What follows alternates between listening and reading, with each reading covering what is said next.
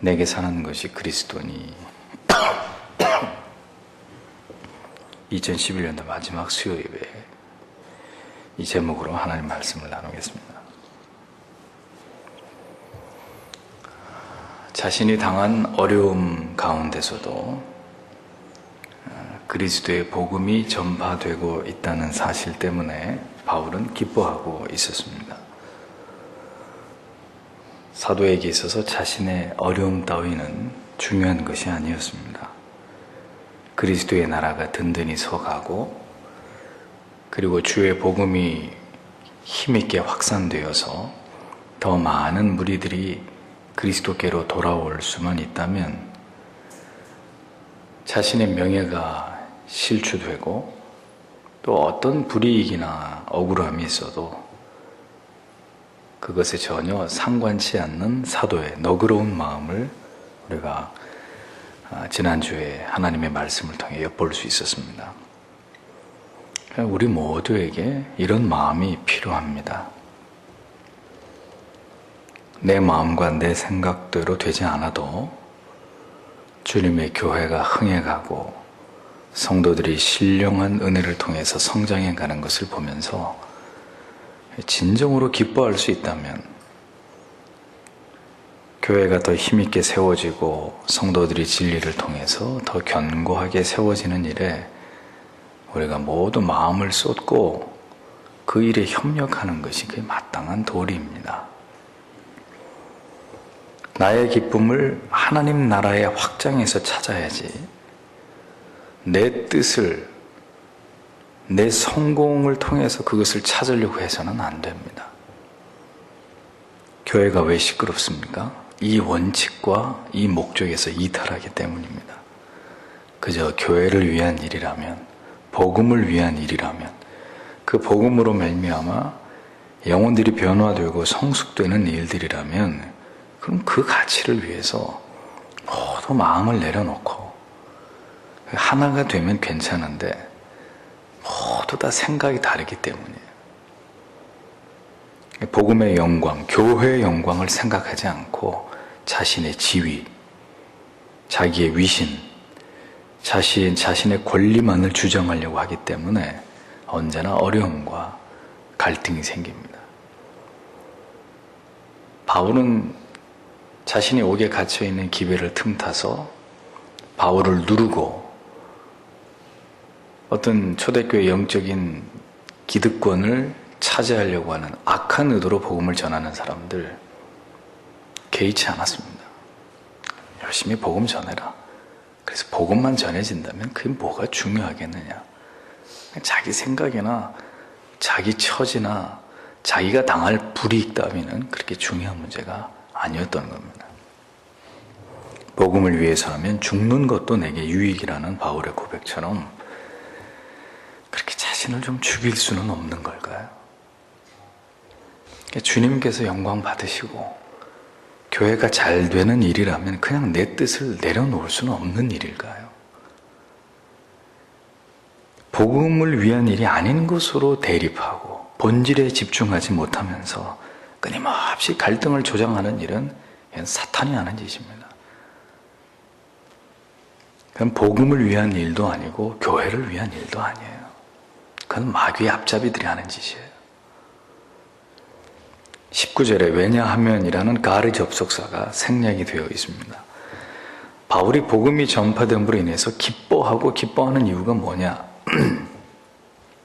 내가 너희의 간구와 예수 그리스도의 성령의 공급함을 통하여서 이것이 나에게 결국 구원에 이르게 할 것을 내가 알기 때문이다. 그런 이야기입니다. 복음을 전하는 이러한 일들이 빌립보 교회의 성도들의 바울을 위한 기도와 그리고 성령의 도우심을 통해서 마침내 나를 구원에 이르게 함을 자신이 알고 있기 때문에 나는 지금 기뻐하고 기뻐한다. 이렇게 말하고 있는 거예요. 여기서 이제 구원, 소테리안이라는 단어는 단순히 그 로마의 감옥에서 이렇게 석방되는 그 구원, 그 하나님이 건져주신만을 의미하는 것이 아니라 나아가서 미래에 이제 궁극적으로 사도 바울이 구원에 이르게 되는 그 시점까지, 그러니까 그 모든 것이 감옥에서 구원을 받는 것이든 그의 영혼이 하나님 앞에 구원을 받는 것이든 간에 그 모든 것이 하나님의 선하신 계획대로 그분의 궁극적인 뜻, 그것에 의해서 도달된다는 사실을 바울이 이야기하고 있는 것입니다. 그래서 중요한 것은 바울이 석방이 되든 아니면 그의 구원을 이루감이 있어서이든 이에 반드시 필요한 요소가 있는데 두 가지를 이야기하는 거예요. 첫째는 성도의 기도, 둘째는 그리스도의 영, 즉 성령의 도우심.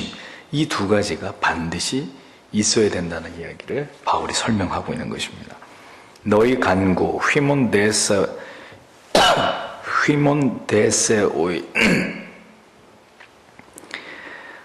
휘몬데세오스, 이 간구보다는 간청, 탄원 이런 뜻에 가깝습니다. 그러니까 보다 간절히 어떤 부족이나 필요를 채워주기를 원하는 그런 간절한 간구, 간청, 탄원 그런 뜻입니다. 그러니까 바울은 자신의 구원을 위해서이기도 하지만 그 자신이 감당해야 될 사명과 사역을 위해서도 끊임없이 성도들에게 뭐를 요청했다는 거예요? 기도.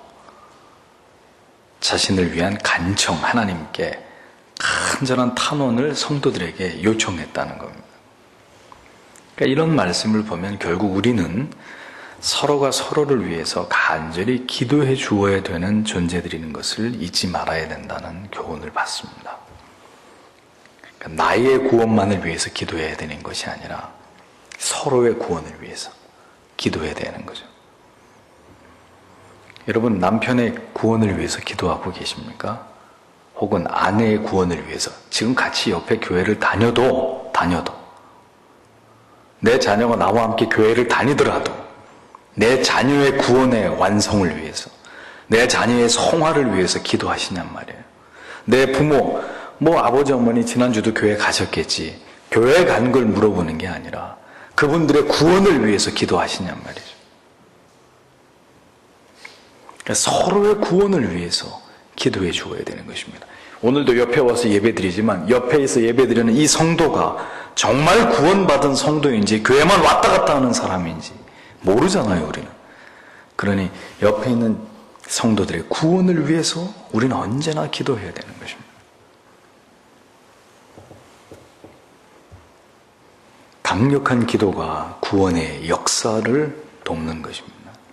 언제나 교회 안에 넘쳐나는 기도가 성도들의 회심과 그들의 각성과 회개와 구원의 확신을 위한 가장 필요한 조건이라는 것을 잊지 말아야 돼요.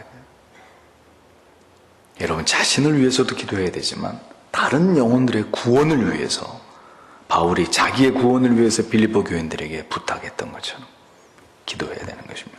두 번째는 예수 그리스도의 영, 성령의 도우심이 필요하다는 거예요. 여기서 도우심이란 공급하다라는 의미의 에피코레게오라는 헬라 말입니다.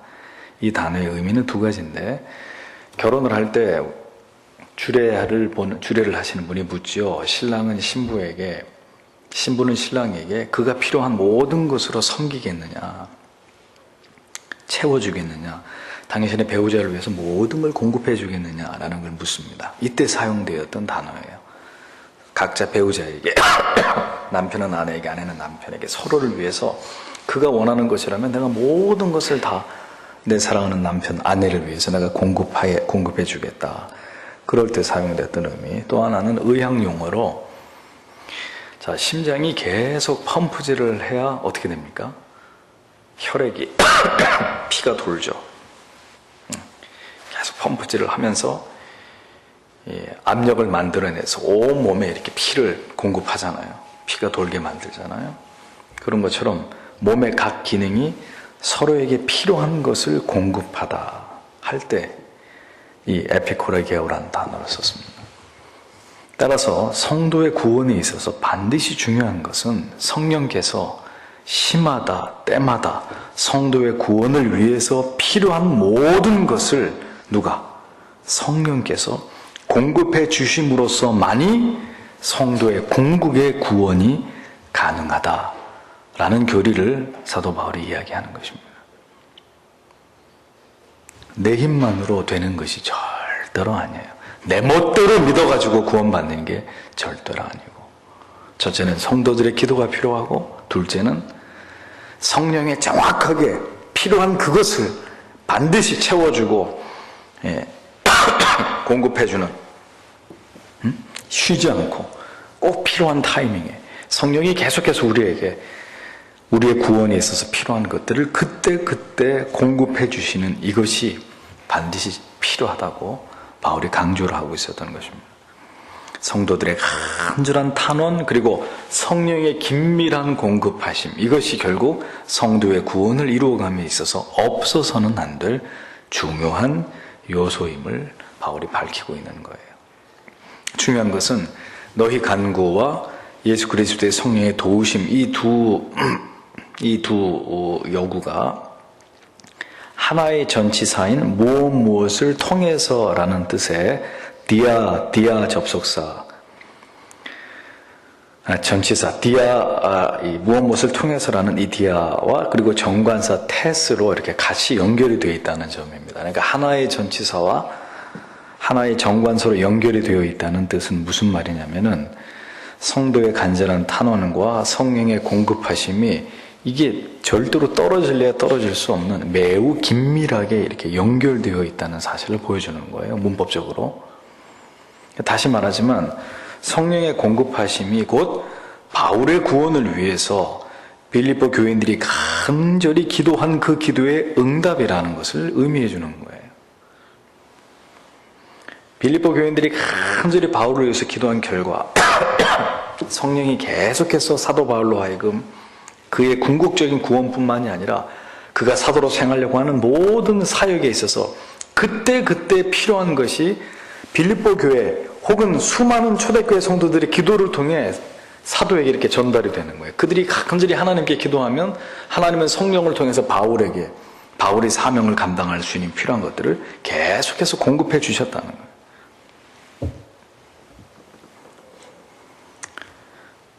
바울 자신이 자신의 사역을 위해서 그토록 다니는 교회 성도들마다 간절하게 자기를 위해 기도를 부탁했던 이유가 바로 여기에 있는 것입니다. 성령께서는 성도들의 합심한 기도를 통해서 그들에게 가장 필요한 것이 무엇이든지 간에 그것을 채워주시고 공급하시는 일을 지금도 행하십니다. 여러분들이 합심해서 누군가를 위해서 기도하면 그 사람이 구원을 받기도 하고 회심을 하기도 하고, 물론 그가 그렇게 되는 게 주의 뜻일 때, 또 여러분들이 합심해서 기도하면 그 기도 때문에 주님의 교회가 살아나기도 하고 목회자가 더 힘을 발휘하면서 강력한 성령의 도우심으로 목회를 감당하는 이런 일들이 여러분들의 기도를 통해서 일어난다는 것입니다. 성도의 개인의 어떤 어려움, 목회자의 목회 사역에 있어서의 어려움, 교회의 어떤 어려움, 어떤 고통이든 간에 중요한 것은 성도들의 기도가 결국은 이 모든 문제를 해결하고 그 모든 결핍을 채우고 공급하시는 성령의 역사로서 응답된다는 사실을 바울이 말하고 있었던 겁니다. 제가 이 교회 부임을 하고 나서 보니 교회가 많은 어려움 가운데 있어요. 그래서 제가 분과위원들과 특별히 재직들에게 교회를 위해서 기도해 줄 것을 요청하지 않았습니까? 교회의 과다한 고정비 해결을 위해서 교회 이전의 문제를 진행하던 중에 성도님들의 뜻이 이렇게 나누어지고 하나가 되지 않음으로 인해서 제가 어떻게 했습니까? 많은 마음의 고통을 느낀 끝에 다시 하나님의 뜻이 하나로 나타나기까지 다 함께 교회를 위해서 이 어려움에서 우리를 건져주시기를 기도합시다 하고 제안을 했습니다. 물론 열심으로 알게 모르게 목사의 눈에 보이는 곳에서 혹은 보이지 않는 곳에서 기도하신 성도들이 분명히 계신다는 것을 알고 있습니다. 하지만 70명이 넘는 절대 다수의 직분자들은 목소리만 높일 줄 알았지, 교회의 아픔과 고난에 동참하는 기도나 예배의 참석에는 지금도 보시다시피 전혀 반응을 보이지 않았습니다. 저는 묻고 싶어요. 지금도 어떻게 교회의 문제를 풀어갈지 묻고 싶습니다. 도대체 어떻게 앞으로 교회의 이 아직도 산적한 문제들을 뭘 가지고 풀어갈지 저는 질문하고 싶어요. 기도하지 않는데 어떻게 어려움에 빠진 교회가 구덩이에서 벗어날 수 있는지를 묻고 싶습니다. 모두 개인의 분주함을 핑계로 주님의 교회를 돌아보지 않으면서도, 그러면서도 자신들의 목소리만 높이려고 하니 참 교회의 미래를 생각할 때 개탄스럽지 않을 수가 없어요. 지금은 기도가 필요한 시기입니다. 다시 말하지만 하나님께 나아와서 우리를 구원해 주시기를, 우리를 이 어려움 속에서 건져내셔서 마지막 때에 하나님이 주신 사명을 위해서 힘차게 전진해 나갈 수 있도록 우리의 길을 열어주시기를 성령께 간절히 기도하는 그런 간구가 계속해서 이어져야 될 때입니다. 기도를 하지 않으니 잡음이 끊이지 않고 마음이 하나 되지 않으니 자꾸 발목 잡힐 일들만 생기고, 개인이든 교회든 그리고 목사의 목회든 성도의 기도가 없이는 절대로 불가능합니다. 기도가 없는 교회에 하나님은 절대로 부흥을 주시지 않습니다. 부흥을 주시는 것 같다가도 일순간에 그 불이 꺼져버려요. 아시겠습니까? 다 흩어져버리고 순식간에 다시 무너져버리는 일들이 일어납니다. 확률적으로 비행기가 이륙할 때 사고가 많이 나겠습니까? 착륙할 때 사고가 많이 나겠습니까?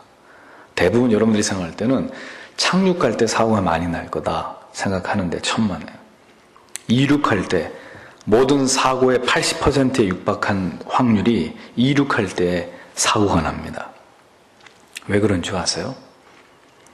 비행기가 이륙을 해서 고도를 높이려고 하면 비행기가 가지고 있는 모든 에너지를, 쉽게 말하면 비행기 안에 있는 모든 그 엔진에 불이 붙어가지고 강력한 힘을 발휘하면서 차고 올라가야 되는 거예요. 근데 그 상황에서 조금이라도 정상적인 곳에 점화가 되지 않고 정상적이지 않은 다른 기계의 스파크가 일어나면 그것 때문에 비행기가 공중분해돼 버리는 거예요. 쫙 올라가다가 뻥 하면서 그냥, 여러분 옛날에 그 뭐죠? 미국의 그 디스커버리였나? 지금 자세히 생각은 안 나는데 쫙 올라가다 어떻게 됐습니까? 공중에서 폭발돼가지고 그때 초등학교 선생님 뭐 그 비행기 탔던 승무원들 다 죽었잖아요. 그러니까 교회든 개인이든 사업이든 뭐든 간에 좀 이렇게 뭔가 이렇게 되려고 할 때 더 조심해야 되는 거예요. 더 영적으로 깨어 있어야 되는 거예요. 아예 처박혀 있을 때는 뭐 아무런 감도 오지 않으니까, 아무런 뭐 기대나 희망도 보이지 않으니까 그때는 그때대로 더 어렵다지만, 뭔가 풀려가고 뭔가 되려고 할 때 더 영적으로 정신 차리지 않고 기도하지 않으면 올라가다 그냥 주저앉아 버리는 거예요. 그냥 성도들 조금씩 늘어난다고 뭐 문제가 해결돼 보이세요? 이렇게 중직자들이 여전히 새벽을 깨우지 않고 기도와 예배에 소홀히 하고 있는데, 한번 사탄이 다시 총공세를 한번 펴가지고 우리가 이렇게 순순히 물러날 것 같냐? 하고 한번 때로 덤비면 그때 한번 볼까요? 어떻게 되나? 공중분해되는 수가 있어요. 사탄은 그렇게 호락호락하지 않아요. 쉽게 물러나지 않아요. 저는 기도하지 않는 교회의 부흥 따위는 믿지 않습니다. 진리 위에 서 있지 않는 교인들의 수적 증가를 저는 혐오합니다. 반드시 무너지게 돼 있기 때문에. 그래서 직분자들은 정신을 차려야 합니다. 뒤로 물러나서 내몰라라 그러는 분들에게 어떻게 교회 일을 맡길 수 있습니까? 기도하지 않는 자들에게 언제까지 기회를 주어서 그들의 게으름과 불충함으로 교회를 어렵게 만들고, 언제까지 주님의 마음을 아프게 하는 것을 참아봐야 합니까? 내년도에는 일할 자들, 기도할 분들에게 기회를 줄 것입니다. 그게 저는 하나님의 뜻이라고 믿습니다. 이제는 일 안 하고 교회 열심히 안 나오시고 하나님이 주신 직분 소홀히 여기는 분들, 그분들이 개과천선해서 하나님 앞에 바로 서지 않는 한은 절대로 일 안 시킬 겁니다. 기회 주지 않을 거예요. 저는 그들만이 하나님의 나라를 확장시켜 나갈 일꾼이라고 저는 굳게 믿습니다. 죄송하지만 입만 살아서 하는 분들 다 내려놓으세요. 뒤로 다 물러나세요. 교회를 나가란 말이 아니라 자기 신앙들부터 회복시키세요. 그럼 다시 기회를 드릴 테니까. 바울은 자신의 중심에 무엇이 있는지 자신의 존재와 이유와 근거에 대한 가장 유명한 고백 중에 하나인 뜨거운 고백을 우리 앞에서 토해놓고 있습니다. 20절을 보십시오. 나의 간절한 기도와 소망을 따라 아무 일에든지 부끄럽지 아니하고 오직 전과 같이 이제도 온전히 담대하여 살든지 죽든지 내 몸에서 그리스도가 존귀히 되게 하려 하나니라고 했습니다. 자신은 지금 간절한 기도와 소망을 가지고 있다고 말합니다. 간절한 기대, 아포카라도키안이라는 단어는 머리를 들고 무엇인가를 열정적으로 고대하다. 누가 오기를 거기만 뚫어져라 쳐다보면서 간절히 나타나라, 빨리 제발 좀 나타나라 하고 거기만 쳐다보면서 간절히 고대하는 그런 뜻입니다. 또 다른 모든 것들은 다 무시하고 딱 한 가지만 집중적으로 쳐다보고 있는 그런 상황을 아포카라도키안, 간절한 기대라는 뜻입니다. 또 소망, 엘피다라는 소망도 유사한 뜻이 아주 흡사한 그런 뜻입니다. 그게 바로 기대와 소망이라는 단어 속에 담겨 있는 뜻이에요. 바울에게는 결코 다른 것을 생각할 수 없는 오직 한 가지 대상에 대한 매우 분명한 확신에 찬 기대와 소망이 있었다는 겁니다. 그렇다면 바울은 무엇에 대해서 이렇게 분명한 기대와 소망을 가지고 있음을 설명하고 있느냐? 첫째는 뭘 그렇게 집중적으로 뚫어져라 바라보고 기대했느냐? 첫째가 아무 일에든지 부끄럽지 아니하고 라고 했습니다. 그러니까 바울의 간절한 기대와 소망은 자신이 어떤 일을 통해서든지 부끄러움을 당하지 않는 것이었습니다. 그게 바울이 그것만을 생각하면서 제발 그렇게 되기를 바라는 간절한 기대와 소망의 첫 번째였습니다. 어떤 일이든지 내가 부끄러움을 당치 않는 거예요. 누구 앞에서요? 하나님 앞에서. 그리스도를 진정으로 경외하고 사랑하는 자들의 삶은 매우 뚜렷한 특징으로 나타나게 되어 있습니다. 그게 뭐냐? 항상 예배를 우선하는 거예요. 항상 기도를 중요하게 생각해요. 항상 하나님의 말씀을 묵상하는 것을 매우 중요한 가치로 생각해요. 교회에 헌신하고 충성해야 되는 내 자리를 하나님 앞에 지키는 그것을 가장 중요한 거라고 생각해요. 누가 보아도 부끄럽지 않은 그런 신앙인의 모습으로 살아가는 것이 그 사람의 좌우명이 되는 거예요. 나는 이것을 위해서 산다. 가치관이 되는 거예요. 어떤 것으로도 책 잡히거나 수치를 당하지 않을 수 있도록 모든 일에 있어서 하나님이 보시기에, 그리고 사람들이 보기에도 저 사람은 진정한 그리스도인이다, 저 사람은 정말 예수쟁이야, 저 사람은 진짜 성도야 라고 인정받을 수 있을 만큼 하나님 앞에서 흠없고 정결한 삶을 살아가고자 하는 것이 바울에게 간절한 소망과 기대였다고 말하고 있는 거예요. 바울은 다른 성경 디모데전서 6장 14절에서도 이런 얘기를 합니다. 우리 주 예수 그리스도가 나타나실 때까지 점도 없고 책망받을 것도 없이 이 명령을 지키라 라고 했습니다. 베드로후서 3장 14절에서도 그러므로 사랑하는 자들아 너희가 이것을 바라보나니 주 앞에서 점도 없고 흠도 없이 평강 가운데서 나타나기를 힘쓰라 라고 분명히 말했습니다. 굉장히 바울이 여러 번 얘기했다는 것은 강조했다는 얘기입니다. 성경은 어디에도 할 수 있을 만큼만, 혹은 내가 생각하기에 이 정도면 된다고 판단하는 것을 근거로 그 정도로만 하나님을 신앙해도 괜찮다고 성경 어디에도 가르치고 있지 않습니다. 책망받을 것이 없이, 또 주 앞에서 점도 없고 흠도 없이라고 분명하게 말씀하고 있어요. 하늘을 돌아보십시오. 여러분, 책망받을 것이 없나요? 흠도 없고 점도 없는 신앙생활을 주 앞에서 감당하기 위해서, 감당했습니까? 이렇게는 묻지 않겠습니다. 어느 누구도 거기에 대답할 수 없으니까. 중요한 것은 최선을 다했냔 말이에요. 바울은 간절한 기대와 소망으로 아무 일에든지 내가 부끄럽지 아니하기 위해서 하나님 앞에서나 성도들 앞에, 교회 앞에서 부끄럽지 아니하기 위해서 스스로 최선의 노력을 다하는 것을 중요한 가치로 여겼다고 했는데, 오늘 우리의 가치는 뭐냔 말이죠. 둘째로, 오직 전과 같이 이제도 온전히 담대하여 살든지 죽든지 내 몸에서 그리스도가 존귀하게 되려 하나니라고 자신의 간절한 기대와 소망의 두 번째를 밝히고 있습니다. 존귀케 되게에 해당되는 헬라어 메갈린데세타의 좀 어려운 말입니다. 이 무슨 뜻인 줄 아세요? 이걸 원어로 소개하는 이유를 잘 들어보세요. 존귀케 되게 무슨 뜻이냐? 그가 크게 될 것이다. 그가 찬양을 받을 것이다. 이런 뜻입니다. 그러니까 바울의 간절한 기대와 소망 두 번째는 뭐냐?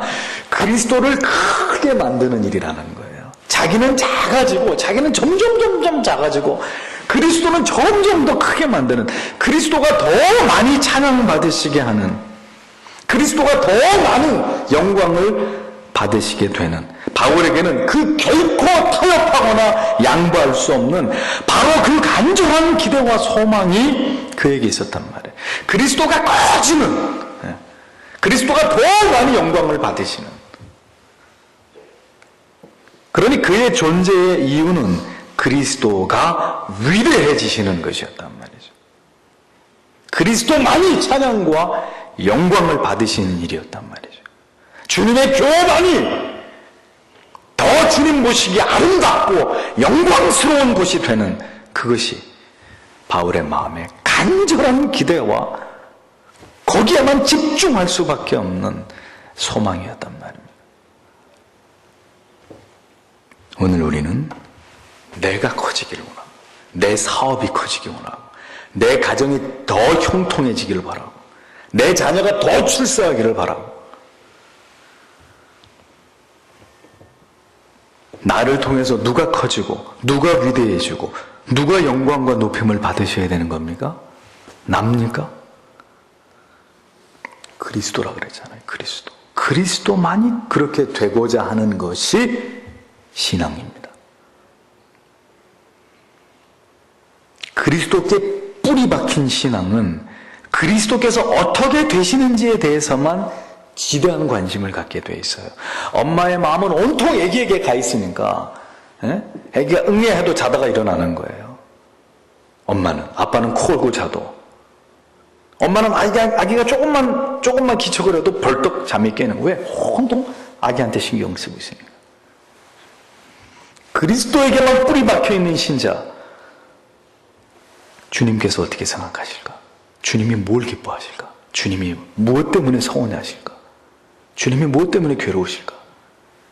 거기에만 관심을 갖게 되어 있어요. 그리스도에게 깊이 뿌리 내린 신앙은 주께서 기뻐하시면 나도 기쁘고, 그분이 슬프면 나도 슬퍼하는 신앙입니다. 주님의 몸된 교회가 영적인 부흥이 일어나고 영광스러워지면 자신도 한없이 기쁘고 감사하고 감격해지고 기쁨이 충만해지고, 주님의 교회가 쇠퇴하고 고통을 당하면 자신도 말할 수 없는 고통을 받는 사람들, 그 사람들이 신자입니다. 까짓거 주님이야 기뻐하시든 말든, 교회야 돌아가든 말든, 그저 내 인생, 내 거, 내 삶, 그저 내 문제에만 급급하면서 살아가는 사람들, 근본적으로 신앙이 잘못된 사람들이에요. 그게 신앙 아니란 말입니다. 그건 믿음이 아니에요. 예수를 빙자하고 이용하는 거지. 그거는 신앙이 아니란 말이에요. 근본적으로 신앙이 삐뚤어져 있는 거예요. 신앙의 근본 이유와 목적이 성경에 근거한 것이 아닌 것입니다. 담대하여 살든지 죽든지 내 몸에서 그리스도만이 존귀 되기를 원했던 그 바울의 신앙, 그 바울의 간절한 소망과 기대, 그것이 그리스도를 신앙하는 신자의 모습인 거예요. 이 거꾸로 뒤바뀌어가지고 하나님이 기뻐하시든 말든, 주님이 원하시든 말든, 하나님의 뜻이든 아니든, 교회가 잘 돌아가든 말든, 다 내 일 아니고, 나는 내 먹고 사는 것만 중요하다고 생각하는 게, 그게 신앙이냔 말이에요. 그럼 성경을 찢어버려야 돼요. 다 태워버려야 돼요, 성경.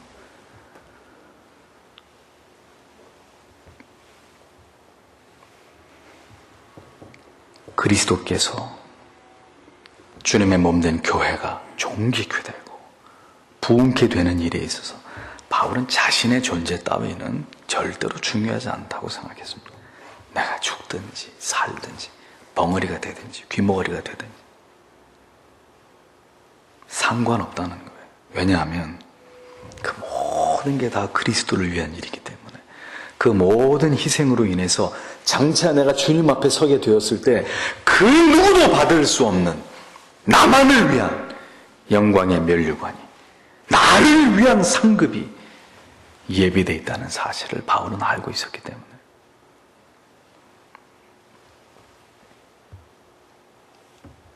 믿음이 있는 사람만이 자신을 돌아보지 않고 주의 일에 매진할 수 있습니다. 믿음 없는 사람, 주의 일 다 뿌리치고 자기 일에만 몰두하게 되어 있어요. 제 말이 틀렸습니까?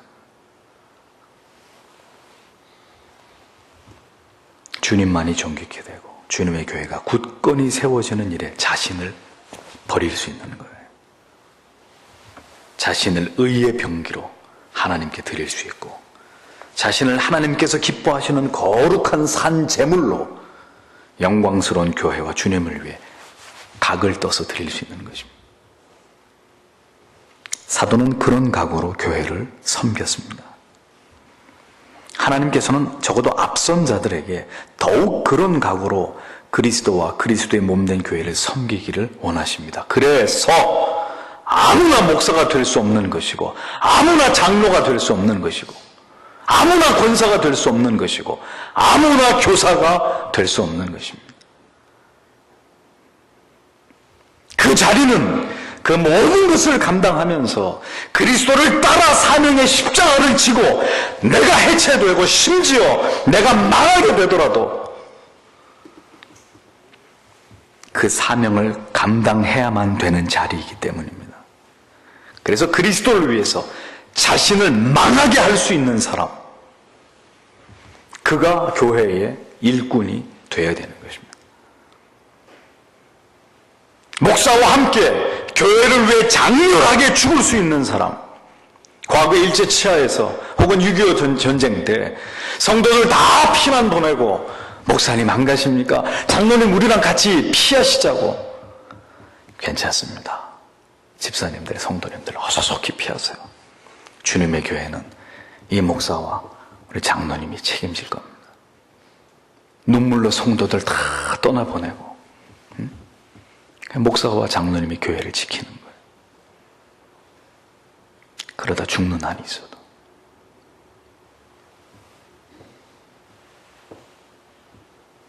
목사와 함께 교회를 위해 죽을 수 있는 사람, 저는 그를 일꾼으로 세울 것입니다. 그런 일꾼이 안 세워진다, 주님 재림하실 때까지 기다리죠. 주님이 이 교회에서 그런 일꾼 세우시는 게 주님의 뜻이라면 세우시지 않겠습니까? 근데 주님의 뜻이 아니라면 안 세워야죠. 그게 하나님 뜻 아닙니까?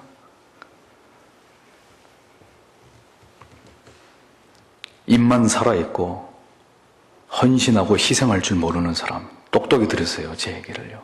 그리고 이 자리에 없는 사람들에게도 다 얘기해 주세요. 그냥 평신도로 주님 섬기세요.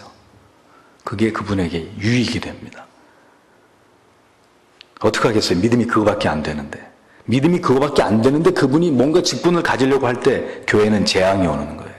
그 사람 개인의 신앙에도 재앙이 오는 것이고, 더 심각하면 하나님의 저주가 임하는 것입니다.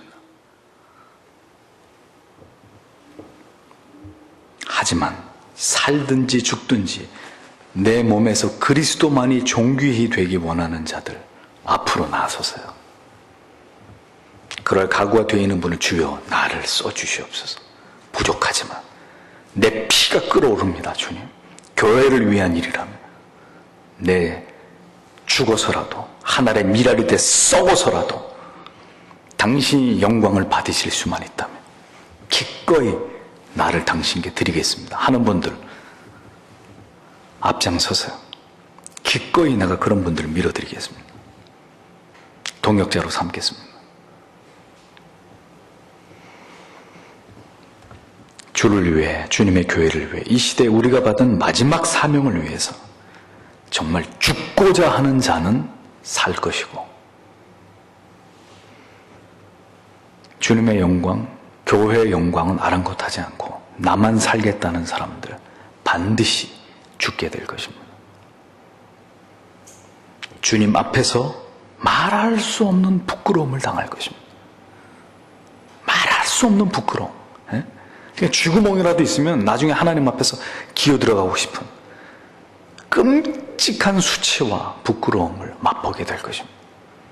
그렇게 섬기다가는 바울은 말합니다. 이는 내가 사는 것이 그리스도니 죽는 것도 유익함이라. 누가 그렇게 할 수 있을까요? 누가 주를 위해서 그리스도만이 존귀히 되기를 원하는 삶을 살 수 있을까요? 정답은 그리스도로 충만한 사람. 이는 나에게 사는 것은 그리스도이시고, 이 말은 지금 내 안에 나를 지배하고 있는 것이 그리스도이기 때문에 죽는 것도 나에게 이득이 됩니다. 그런 말이에요. 지금 바울이 얘기하는 것은 지금 자신이 살아가는 것이 아니라 자신 안에 그리스도가 사시는 것이라고 말하고 있는 거예요. 자기 안에 자기로 가득한 사람은 그리스도를 위해서 못 죽어요. 절대로 못 죽어요. 내 안에 내가 없고 내 자식으로 가득 차 있으니까 내 자식을 위해서 죽는 거죠. 내 안에 내가 가득 차 있지 않고 내가 사랑하는 사람이 내 안에 가득 차 있으니까 그 사랑하는 사람을 위해서 내가 죽을 수 있는 거 아니에요? 바울도 그 얘기를 하고 있는 거예요. 바울 안에 자기로 가득 차 있으면 절대로 바울이 주를 위해 죽는 것 엄두도 못 내죠. 그런데 지금 바울 속에는 바울로 가득 차 있었던 게 아니라 그리스도로 가득 채워져 있었습니다. 자신이 그리스도가 살아계시기에 필요한, 마치 자기는 숙주와 같다고 보는 거예요. 내 안에 그리스도가 살기 위해서 나 바울이라고 하는 껍데기가 필요하기 때문에 나는 존재할 따름이고, 사실 내 안을 들여다보면 내 안은 그리스도로 충만해져 있다고 바울이 이야기하는 것입니다. 모든 의지의 주체, 자신의 존재의 목적, 사명, 모든 것이 그리스도 때문에, 그리스도를 위하여 자신은 지금 살아가고 있다, 존재하고 있다라고 말하고 있는 거예요. 이러한 사도의 고백은 궁극적으로 우리가 도달해야 될 신앙의 목표가 무엇인지를 보여주는 것입니다. 그러니 우리의 목표는 뭘까요? 이 땅에서의 우리의 은행의 잔고를 가득 채우는 일입니까? 아니죠.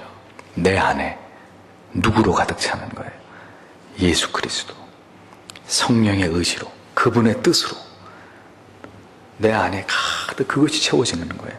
내 안에 계신 그리스도의 의지와 뜻이 나와 완전히 이렇게 결합이 되고 합일이 되어서 내가 그리스도인지 그리스도가 난지 분간이 안 되는 완전한 그리스도와의 연합, 합일, 그것이 모든 성도가 꿈꾸어야 될 궁극의 신앙의 목표라고 바울이 가르쳐주는 것입니다. 내가 하고 있지만 내 모든 것은 내 안에 그리스도께서 기뻐하실 일이 되는 거죠. 철저하게 그리스도가 중심이 되는 삶. 그리스도가 내 안에 모든 것을 결정하는 자리에 계시는 삶. 살아있으나 죽으나 그래서 온전히 그리스도만이 드러나는 삶. 이것이 모든 성도들이 궁극적으로 지향해야 되는 신앙의 목표라는 거예요. 사랑하는 성도 여러분, 굉장히 역설적인 얘기입니다만 잘 들어보세요. 나는 여러분들이 예수를 믿다가 망했다, 이것이 우리의 자랑이 되기를 바랍니다. 그럴 줄 알았어요. 아무도 안 하면 안 하시죠. 그럴 줄 알았어요. 예수 때문에 죽는 사람 보세요. 세상에 보면 망한 사람이에요. 그렇죠? 미쳤군. 예수 때문에 왜 죽어? 세상에 볼 땐 망한 사람이에요. 예수 때문에 대기업 고액 연봉 뿌리치고 그저 중소기업 다니면서 그 대신 남는 시간 다 주를 위해 바치면서 헌신하는 사람, 예수 때문에 망한 사람이에요. 그렇게 명문대학, 대학원까지 나왔는데도 그 좋은 직장 다 뿌리치고 예수 때문에 망한 사람, 예수 때문에 시어머니 모시느라 가진 수고 다 하는 며느리, 요즘 같은 세상에 예수 때문에 망한 며느리예요. 예수 때문에 주일 성수 때문에 술 마시지 않는 이유 때문에 회사에서 쫓겨난 성도, 예수 때문에 세상에서 보기에는 망한 성도예요. 그 술 좀 따라주고 그거 못해가지고 그래 회사에서 잘려? 망한 인생, 세상 사람들이 볼 때. 예수 때문에 성공할 수 있고 잘 나갈 수 있고 더 편안할 수 있고 여유로울 수 있는데 그 모든 거 다 내려놓은 성도, 예수 때문에 망한 성도예요. 다 퍼주느라고, 다 나누어 주느라고 주일 하다가 인생 다 지나가 버린 성도, 예수 때문에 망한 성도라니까요. 얼마나 멋집니까? 여러분 거꾸로 알고 계시죠? 예수 믿어가지고 대박 터져야만 그게 예수 때문에 복 받은 거라고 생각하시죠? 천만에. 그거하고는 비교도 안 되는 더 큰 축복이 있는데 그게 뭐냐? 예수 때문에 망하는 사람들이에요. 믿거나 안 믿거나 여러분은 자유지만 저는 성경에 나온 대로 말씀드립니다. 죽는 것도 내게 유익함이라 바울이 얘기했으니까. 얼마나 멋집니까? 예수 빙자에서 부자 됐다고 뻥치는 성도는 많아도 예수 때문에 순교하고 예수 때문에 신앙 때문에 불이익당하고 억압당하는 성도, 거덜난 성도, 세상 거덜난 성도 그리 많지 않습니다. 예수 때문에, 신앙 때문에, 바른 신앙의 삶 때문에 망하는 것을 두려워하지 말아야 하나님의 간섭과 도우심이 있는데도 망하지 않으려고 몸부림을 치니까 인간적인 방법으로. 그러니 더 어려워지는 거예요. 더 그 환경에 개처럼 끌려다니는 거예요. 아무리 몸부림 쳐도 답이 나오지 않는 거예요. 하나님의 방법이 아니기 때문에. 망하려고 마음먹으면 됩니다. 망하더라도 하나님이 책임지신다. 나는 하나님 때문에 망했다. 그런 사람에게 하나님의 은혜가 임해요. 그 사람 마음에 평화가 임해요. 그거 붙들어 보려고 발버둥 치니까 계속 그 상황에 끌려다니는 거예요. 인생 다 지나가 버리는 거예요. 예수 믿다가 성도 여러분 망하자고요. 전도사님만 축복받으세요. 죽어버리자고요. 그냥 죽는 것이 이득이라고 바울이 말했으니까 한번 예수 믿다 망해보자고요. 한번. 저 아무개 예수 믿다 망했네 이런 소문이 좀, 저 이용수 목사 예수 잘 믿다 쫄딱 망했다고, 아주 패배망신했다고 저는 아주 영광스럽게 생각하겠습니다. 내가 단 것 때문에 망했다 그러면 억울하죠. 원통하죠. 그거는 못 참죠. 근데 예수 때문에 30살도 되지 못해서 선교하러 갔다가 예수 예자도 뻥끗 못해보고 창에 질려 죽었습니다. 짐 엘리엇 선교사는.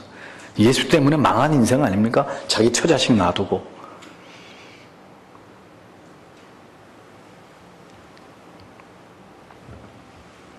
교회 때문에 주님 섬기다 자녀 교육 다 망치고 내 인생 별로 재미없었어도 그렇게 깨끗하게 주를 위해서 망해버리자고요. 이 교회를 세우신 분 중에 한 분이 언젠가 제가 들었습니다. 눈물로 그분이 눈물 흘리면서 맨날 교회 개척하고 교회에 매여 있다 보니까 애들이 어떻게 하루를 보내고 학교를 갔다고 어떻게 신경을 못 쓰셨다는 거예요. 그래서 자기 자녀가 고등학교도 떨어지고 그런 아픔이 있었던 얘기를 눈물을 흘리면서 하시더라고요.